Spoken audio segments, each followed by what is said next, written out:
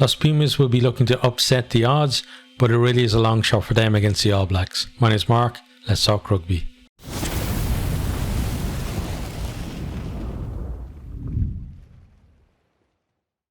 Argentina v New Zealand. This one is in the Stade de France in Saint-Denis, just outside Paris. It's on Friday the 20th of October. Kickoff is 12 p.m.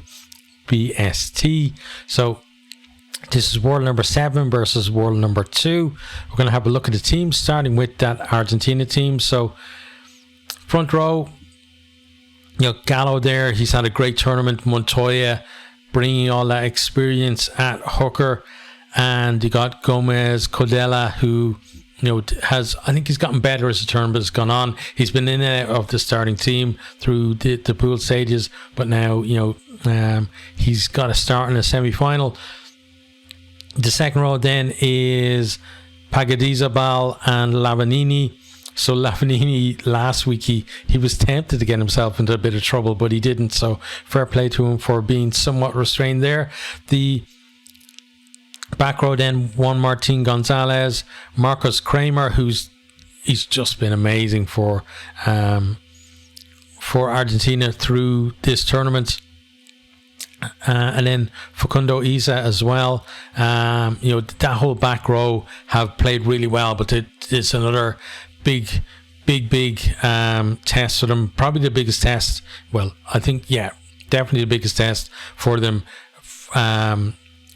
In this World Cup so far, they've got to step up against that New Zealand back row that played so well against Ireland last week. So these guys, they got to go up. They got to find another level or two to be able to compete with them, and the whole pack really have to do that as well.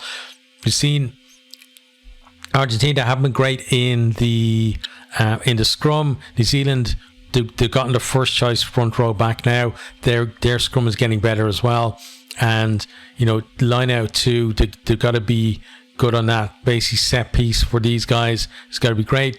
But then after that, then we saw New Zealand being great at the breakdown as well, so they're going to have to be busy around there. So if they've got to have any chance, this pack have got to get at least parity in the set piece, and then try to win that battle of the breakdown and the battle of the gain line as well. Onto the backs then. At 9 you got Bertrand and Carreras at 10.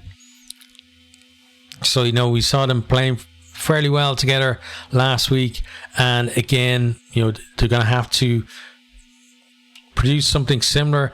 I don't think honestly that they're going to be able to come back though the way they did against Wales. So again, they need that platform from the forwards, but these two guys as well, if they get that platform, they've got to make the most of all of their chances. They're probably not going to get that many against the All Blacks. So these two are key in terms of making sure that the ones that they get, for the most part, they take. You got Mateo Carreras then on left wing. Centre partnership, which seems to be the preferred one. As far as I can see, Chocobaras and Sinti back there in the centre together. It has chop and change throughout the tournament, but when these two have been available, it seems like they've started. So it looks like they're the guys that are in possession there. Got Buffelli there on the right wing.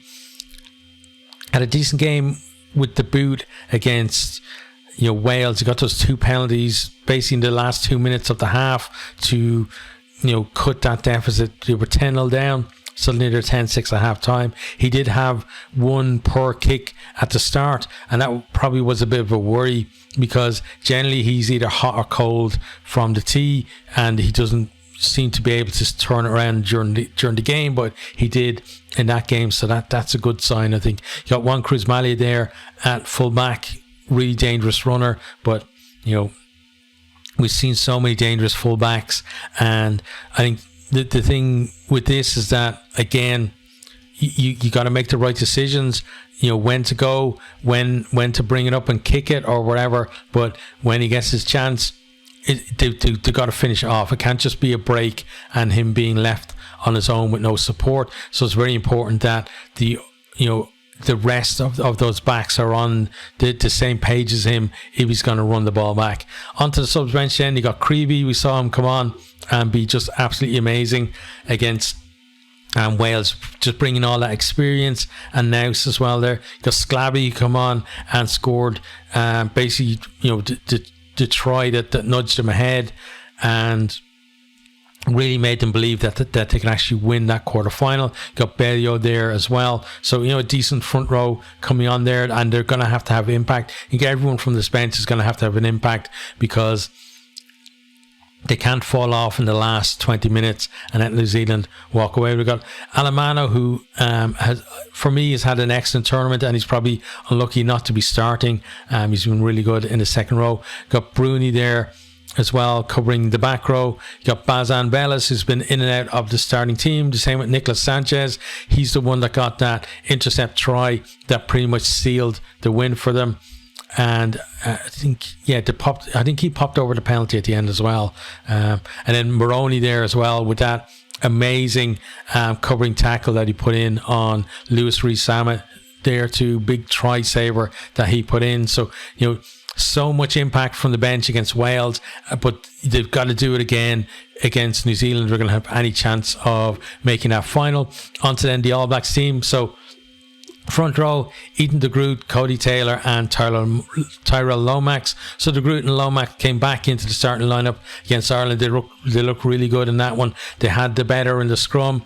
Andrew Porter just had a terrible night for him. I know there was arguments about the referee's interpretation and blah blah blah, but for me, listen, if you're in the front row and the referee tells you something and he gives a penalty away, like gives a penalty against you for it, and then you continue to do the same thing, that's your fault, it's not his, right? And they didn't adapt, but New Zealand, they took full advantage of that. De Groot and Lomax, the two of them came back in for that one. They now have that game under their belts. They're probably going to be looking even better against Argentina. Cody Taylor, I thought, had an excellent game too, but that second row partnership there, Whitelock and Barrett, both of them were instrumental in that win, especially Whitelock against Ireland. Barrett had great impact as well for them, but now the two of them are starting together. So gonna look, I think, to get out the gate quickly in that regard.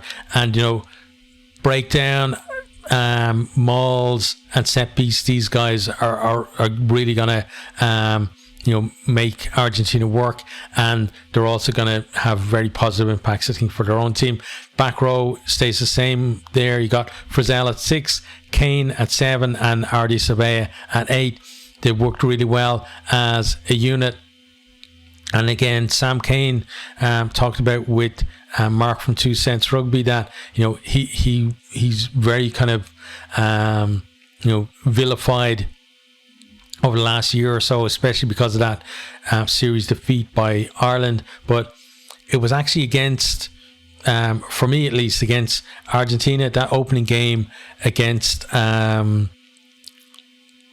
Argentina, where they just completely blew them away. He had an absolutely amazing game, and just kind of, it was a statement performance from him, even though didn't he trip or tried to trip some guy that ran on the pitch or something at the end, so that didn't cover himself in glory in that, but his performance is amazing, and he hasn't really looked back since. He obviously had some injuries, worries, but in terms of actual form playing, he's been good value for his starting position.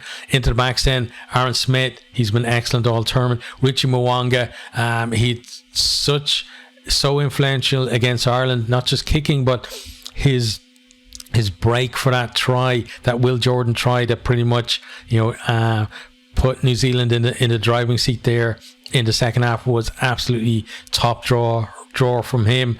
And I think any kind of arguments about who is the starting 10 that might have been lingering previous to this Rugby World Cup, I think he's put all that to bed here. Mark Leia is restored after being dropped because he broke curfew prior to the Ireland game, so he's restored on that left wing. I think Lester Fuinganuku a little bit unlucky to miss out on the start, because he was excellent against Ireland as well. He got that try, but also a lot of really good involvements from him as well. Centre partnership stays the same. Jordy Barrett and Riku Ioane.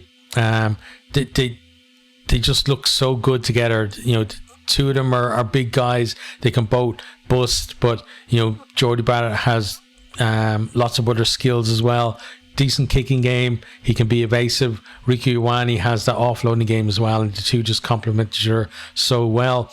Will Jordan there on the right wing, you're not budging him out of there. He got his try as usual against Ireland, and he's probably going to get one in this one too. Beauden Barrett had a great game against Ireland too. Those little chips over the top work so well, and Argentina, they're going to have to watch out for that, because it is a bit of a signature move from him. But whether it's doing that or coming into line as a second playmaker, he's always so influential for the All Blacks. Onto the bench then, we got Takiaho, Williams and Newell as the front row. So Takiaho,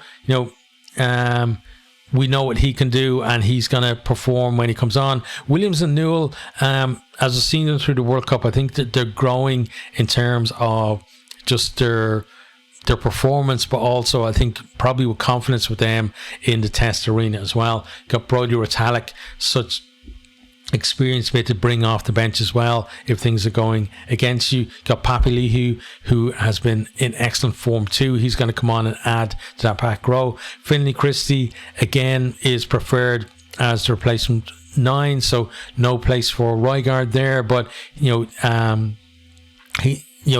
got such riches there to pick from 9, and it wasn't that long ago that he was the guy that looked like would take over from Aaron Smith as the starting 9. Then Rygaard came along, and then Aaron Smith actually re-emerged himself to take the jersey back.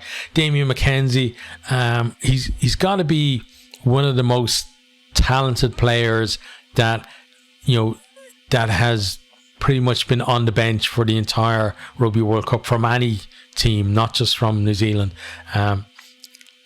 You can bring him on, he can cover so many different positions, and he's going to have impact when he comes on as well. You got Anton Leonard-Brown there as well to come on, probably in the midfield towards the end too. So tons of impact from them. And as I said, Argentina, they had impact last week, but they're going to have to bring it again.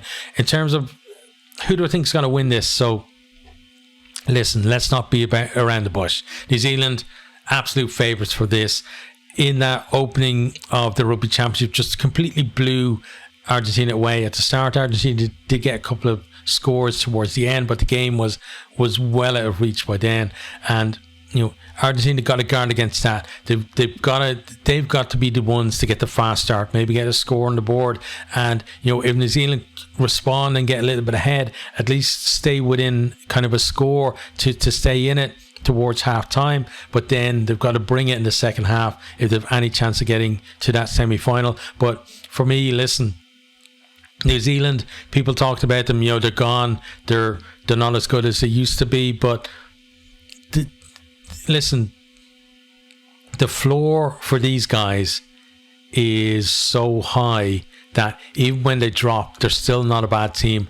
And now they've got tons of talent in that team.